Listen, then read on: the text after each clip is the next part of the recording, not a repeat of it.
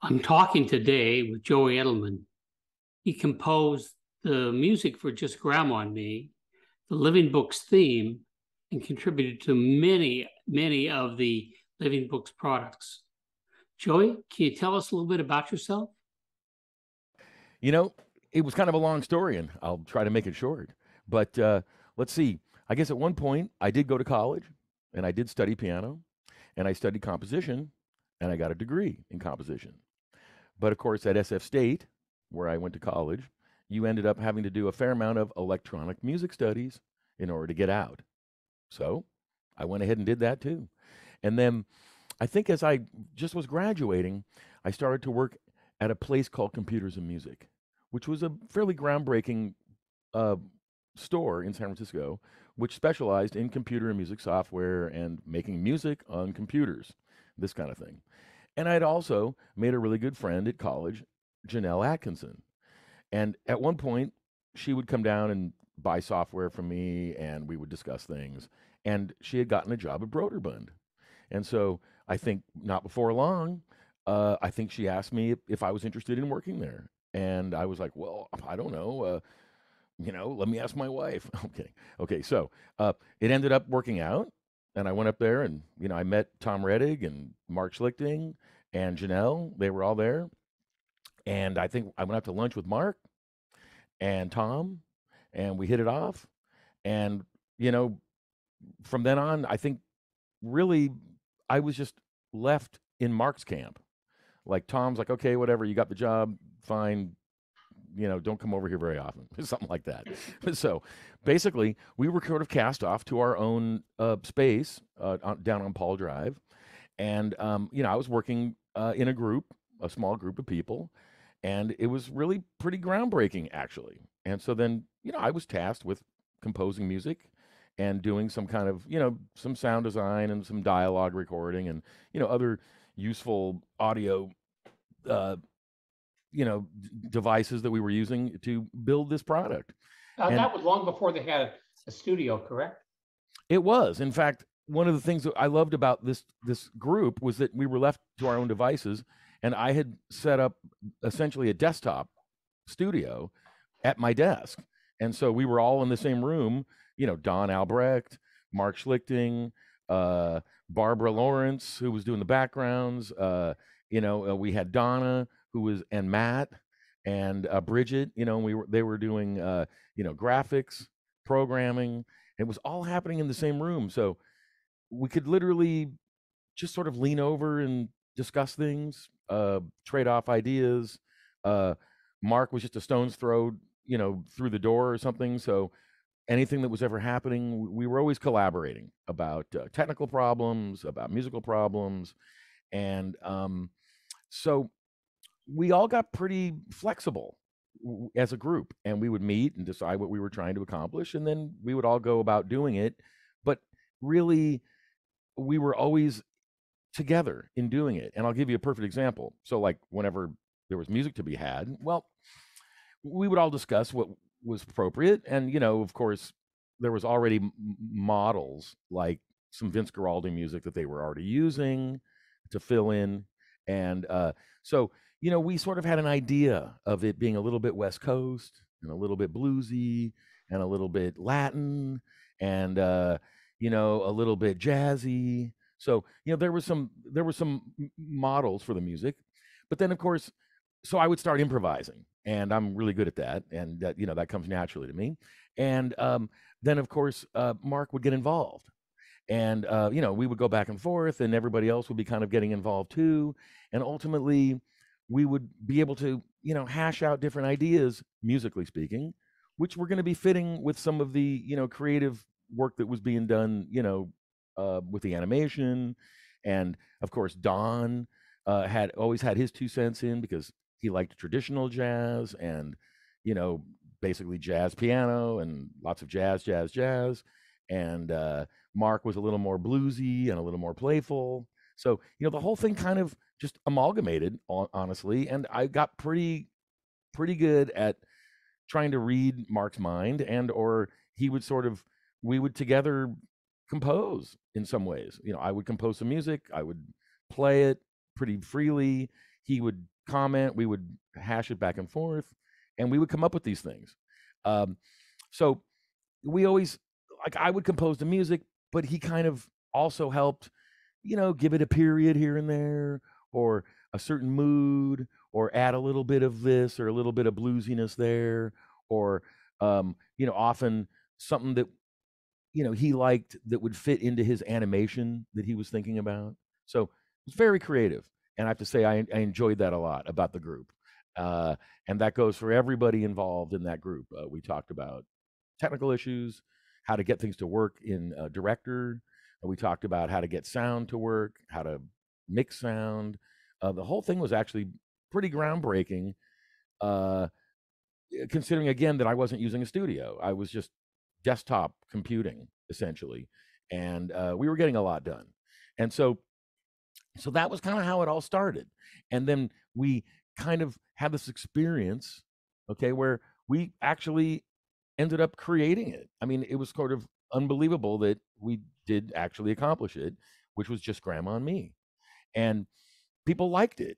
And it was surprising to us in many ways because I don't know, we liked it. We liked what we made, but we didn't think it was going to be, as popular as say Carmen Sandiego or Prince of Persia or some other games, uh, that Broderbund was making at the time. So we thought maybe it was an experiment and maybe we would get a little bit of traction, but that ultimately it was just kind of a creative endeavor. Well, actually, it turned into something that people really liked, and so then we started making more of them. And we really sort of got on a train, so to speak, and we started creating Arthur's Teacher Trouble, and I don't know, Little Monster, and we would even start coming up with little short cartoons. Uh, we were just spinning stuff out of the room, and it was getting traction, and we were Mark was negotiating for more titles, and I have to say the whole thing was kind of, gaining some momentum. And I think at one point there may have actually been a document, perhaps that I saw once, not sure, where it started to try to analyze what it was in Just Grandma and Me, that was working. And so then I think at some point, we tried to get a little more cookie cutter, so to speak. And I think perhaps some of the, the the beauty of the original program that we did, it was getting a little slicker, and it was getting a little more produced. And we were starting to use studios to do things like dialogue recording and editing. We would do more editing, and we were using the studio, which was nice, and we were improving our sound quality as much as possible.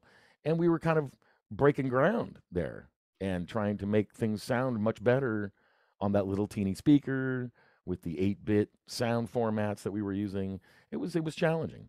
And so we did have, our challenges put in front of us, and there was always problems working with Director and the animation programs and getting the synchronization to work out. And so we ended up, once again collaborating and figuring out how we were all going to solve these problems and get them to work with the tools that we had and the computers, which were still not very good back in those days. So, I don't know. I have to say that it was really nice to work with these guys, and I think that we essentially had a lot of fun making this stuff, and we worked as a group together, and the collaboration was extraordinary. And I have to say that we just got real busy doing a lot of titles, and at one point, it did affect my life, and I, you know, really started to build studios and get into sound design and audio production, and I built my own studio, and I started doing more freelance stuff as well. So it did affect my life, and it spun out quite a bit, and I did a lot of work actually for different people, different games, and even just studio and audio production. And actually, the stuff even turned into, I did a lot of electrical engineering and I've invented a lot of my own studio gear here, and you know, I've built a couple of studios for other people, and you know, got into a lot of other audio engineering problems. So, you know, the whole experience was great for me. What can I say? I'll never forget the group. I would love to see them again at some point. It's a creative, it's a fun group. Every now and then, I'm in touch with some of these people, and ultimately, it's a great experience that we had together. And I think the things that I miss that I've not had in other jobs and experiences is the collaboration between all the people, and how we kind of were left to our own devices to create a product. And it was very creative, and we all lent our hand. And it wasn't really like, oh, here's a list of things that you need to do, you know, get back to me when you're done with that list, and then we'll go down the list. Like, it was much more creative than that. And I think that we all enjoyed going to work uh, at that time, and we enjoyed the stuff that we were making, and how it was able to run on these computers. And we were kind of breaking ground on a lot of that stuff, and that in itself was fun. It was fun to be part of that process. And so, you know, I really think that is maybe my whole story. You know, it was a great moment in time. The company was, you know, allowing us to do this. Let's see, we ended up moving up to Novato, and we did build a studio, and we did get more sophisticated, and, you know, actually we did a bunch of titles. So really, you know, it was a fun time. And I think Doug Carlston, he was the one who I think maybe gave us that latitude. And I remember that in the early days. He just kind of believed in our group. He believed in us. And I think maybe against other people's, feelings, he allowed us to to coexist in a what was a fairly structured business in many ways, but our side of it was not. And I think that was really how we became a tight group. So Joey, can you tell me as you created the Living Books theme, and you know, Mark tells that it was actually almost instantaneous. It was very, it was very, it wasn't studied, if you will. It was just happened. Can you relate your side of that? Oh, definitely. In that, you see, now I'm a avid improviser, and I did have a degree in composition, and I do play piano well. So, you know, all those things do come together, and I have a lot of fun doing that. And so then, um, I think the ability for us to work together, and so for me to be freely improvising and making up music pretty much on the spot was normal. This is not something that we prefigured, and it was more like what we were looking for. And then I would just keep playing and improvising until, you know, we would hit on stuff. And then I think at that moment when we figured, oh, you know, it could be a little bit like, what a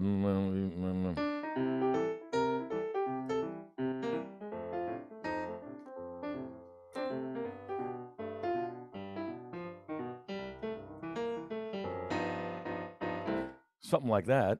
And I would make them into real moments, you know, sound bites, so to speak. I'd create an actual tune. It would have an actual melody. You know, it would have chord changes. You know, it was more organized. And in fact, I would also, in many ways, fit it into what I used to consider kind of like the Living Books band. There would be a fair amount of input from the group. You know, I'm saying it wasn't just me, you know, coming up with some kind of moment in time. I'd be looking or experimenting with ideas, sounds, and chord changes and melodies and things, you know, and kind of, you know, look over to Mark and, you know, wait for his, eyes to pop, you know, so to speak, you know. And so although I composed the music 100%, you know, I think there was collaboration involved. And I think that there was always moments where we knew that we were going in the right direction, and that we had that, you know, it was working with the ideas that Mark had, and that the animators were having. I think that Mark definitely liked that aspect of of me personally, that he had a little say in what was up there. He was involved. We would have fun coming up with these ideas. I think it was a special time for everybody. I mean, I certainly didn't participate in that, but I've had a chance to observe it from the outside and a little bit on the inside. And there was certainly a spark of creativity that's very difficult to capture. You can't Yeah, plan it. yeah, I agree, and especially when it comes to software design. I mean, which is not, it's a creative endeavor, but it's not always done in a creative environment. I don't know how else to describe that. It's often a little more, dry and list oriented, and which is that's what it is. It is lists. So ultimately, and that's kind of what we were doing there. The integration of the creative process really with the more computer programming processes, which were also challenging at that time. And so I think that, again, the group, Matt included, even Dave and all the other programmers, we all had this spirit, which was we're just here to make it work, and we're here to work it out, and the answers are not written in a book somewhere. Like, we're not following any model, we're making it up. And when we make up some new thing, well, we have to create the programming ability to make that happen. For example, eat together in the room, and we would discuss these things regularly, and talk about what we're going to do and how we're going to do them, and would they even work. And well, we'll give it a try, and we'll see. We'll see. And that often included the programmers, because they were doing some new, I don't know, multiple graphics trick or something, and sound mixing. And then, of course, there was always the syncing problems. So we had challenges, and we were always kind of trying to, fake our way through those details.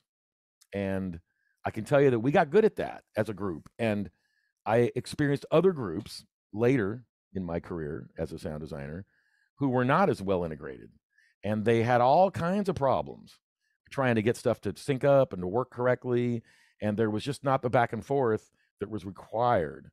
And they were more used to the broadcast approach, where you just sort of outsourced things, and then a certain person would just sort of like put them all together. And so it wasn't really an integrated process that they were doing.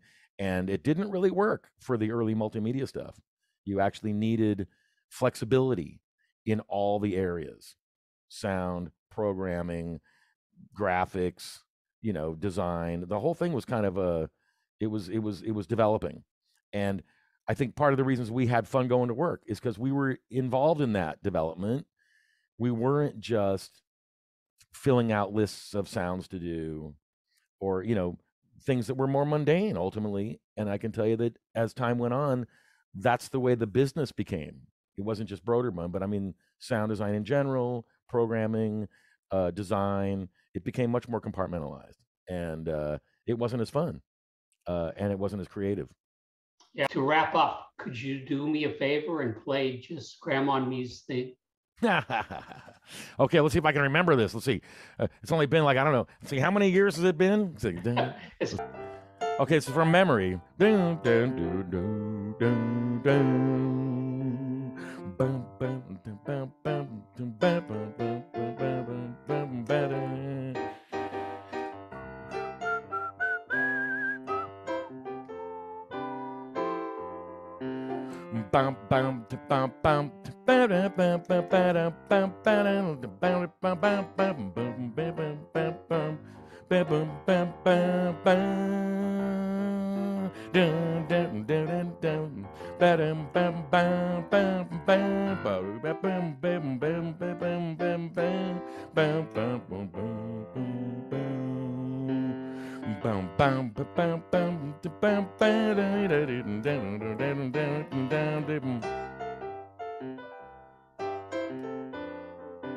Oh, I forgot it.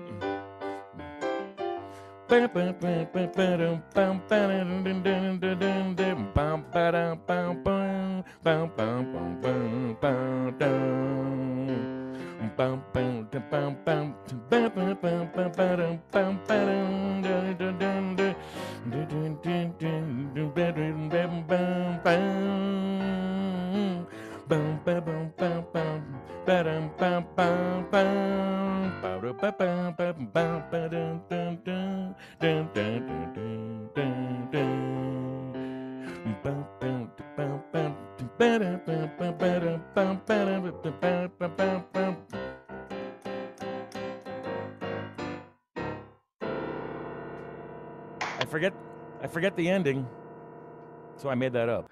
It was a great moment for, you know, what, computers, sound design, graphics, multimedia. My God, it's like we were really there, kind of at the forefront of a lot of computer technology that is just ubiquitous now, and it's Well, part of that. And you know, they can't take that away from us. You know, we were kind of like the cowboys of you know, modern computer, you know, delivery technology. I always kind of feel like I'm a little bit of a pioneer in a lot of that stuff that we were doing. Yeah. So I've taken that with me. That's no question about it. So I'm great to see. I'll see you around the neighborhood. and thank you so much for talking with me today, Joey. All right, see you next time. Bye.